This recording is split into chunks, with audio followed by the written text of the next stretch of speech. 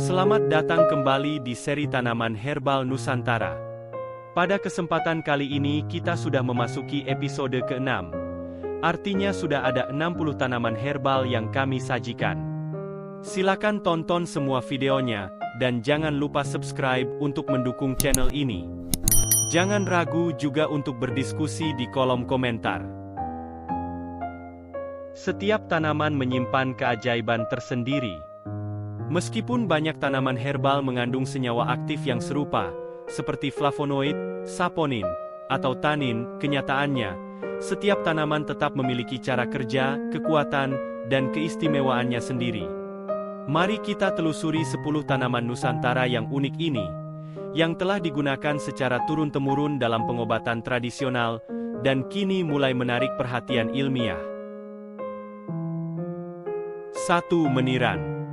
Tanaman ini tumbuh liar hampir di seluruh penjuru Indonesia. Ia dikenal karena kemampuannya menjaga kesehatan hati dan sistem imun. Secara tradisional, rebusan daun meniran digunakan untuk mengatasi hepatitis, demam berdarah, flu, dan mempercepat penyembuhan setelah sakit.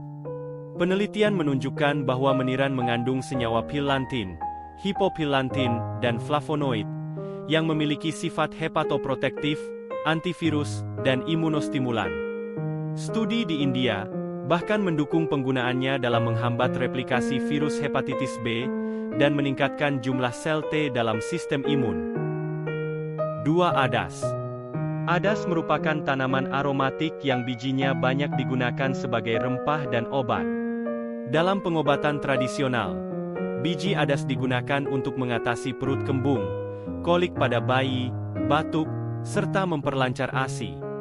Minyak adas mengandung anetole, senyawa yang bekerja sebagai antispasmodik dan karminatif.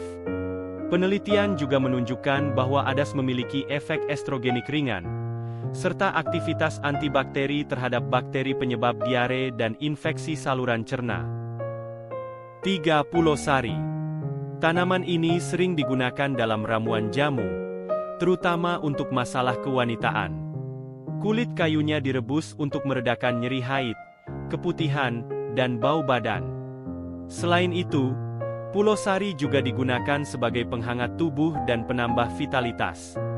Riset fitokimia menunjukkan kandungan flavonoid, saponin, tanin, dan senyawa aromatik yang bersifat antibakteri dan antioksidan.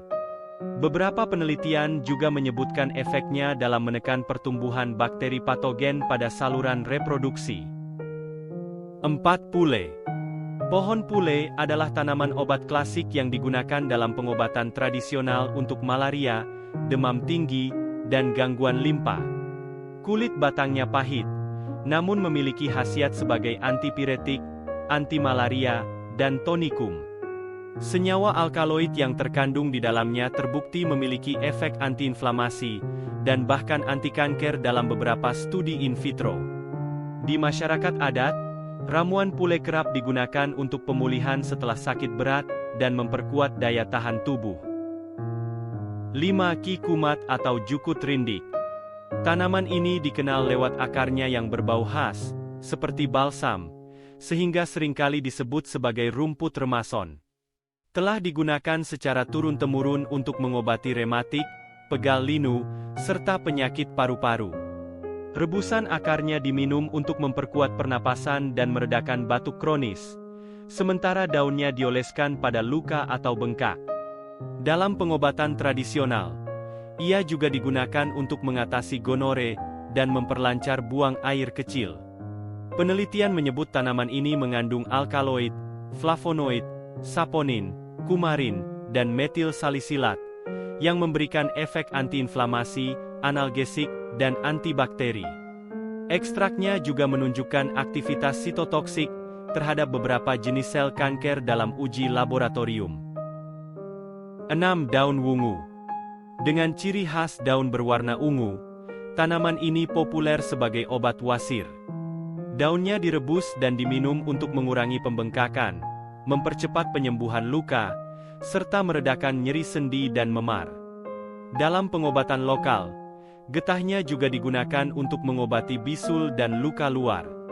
Secara ilmiah, Daun wungu diketahui mengandung anthocanin, flavonoid, dan tanin, yang bersifat anti radang, antioksidan dan antihistamin. Ekstrak daun wungu juga telah diuji menunjukkan aktivitas dalam menurunkan kadar asam urat. 7. Gandarusa. Tanaman ini digunakan untuk meredakan rematik, nyeri otot, dan pegal linu. Ramuan daunnya, baik dalam bentuk rebusan maupun tapel, digunakan secara luas di berbagai daerah. Menariknya, penelitian dari beberapa negara termasuk Indonesia, menunjukkan bahwa ekstrak gandarusa dapat digunakan sebagai kontrasepsi pria alami. Senyawa aktifnya bekerja dengan menghambat enzim hyaluronidase pada sperma, sehingga mencegah pembuahan tanpa menurunkan kadar hormon testosteron. Selain itu, tanaman ini juga memiliki sifat antioksidan, antiinflamasi, dan neuroprotektif. 8. Sawi lemah atau kamandilan. Tanaman yang tumbuh di dataran tinggi ini digunakan secara tradisional untuk melancarkan kencing, meredakan perut kembung, serta sebagai penyegar tubuh pasca sakit. Daunnya yang mengandung rasa sedikit pedas dan segar kerap dijadikan ramuan minum maupun tapel luar. Meski belum banyak dikaji secara akademis, tanaman ini dipercaya mengandung senyawa-senyawa sulfur, vitamin C, dan antioksidan alami. Efek diuretik dan anti peradangan ringan menjadikannya salah satu herbal pilihan untuk mengatasi masalah ringan pencernaan dan ginjal. 9. Dadap srep. Pohon peneduh ini menyimpan khasiat tersembunyi pada daunnya.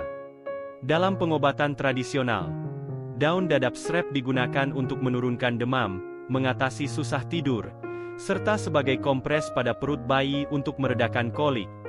Daunnya juga digunakan untuk mempercepat penyembuhan luka dan nyeri otot ringan. Riset menunjukkan bahwa tanaman ini mengandung flavonoid, alkaloid, dan triterpenoid, yang memiliki efek sedatif, antiinflamasi, dan analgesik. 10. Bunga pancur. Bunga pancur memiliki beberapa manfaat, terutama dalam pengobatan tradisional. Bunga ini dikenal dapat membantu mengurangi pembengkakan dan peradangan pada kulit, serta mengobati masalah seperti bisul dan sakit perut. Selain itu, bagian tanaman ini juga digunakan untuk mengatasi tekanan darah tinggi, peluru haid, rematik, sakit pinggang, dan sakit kuning. Daunnya juga dapat digunakan untuk mengobati luka pada kulit. Meski belum banyak diteliti secara ilmiah, penggunaan luas bunga pancur di masyarakat membuktikan nilainya sebagai tanaman penyembuh alami. Tanaman-tanaman ini adalah warisan penyembuhan yang hidup berdampingan dengan kita sejak dahulu kala.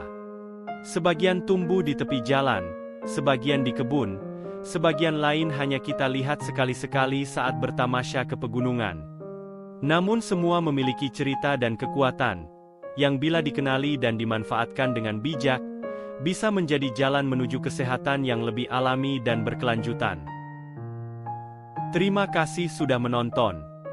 Jika Anda menyukai video ini, jangan lupa untuk share, like, dan subscribe. Sampai jumpa di video yang lain.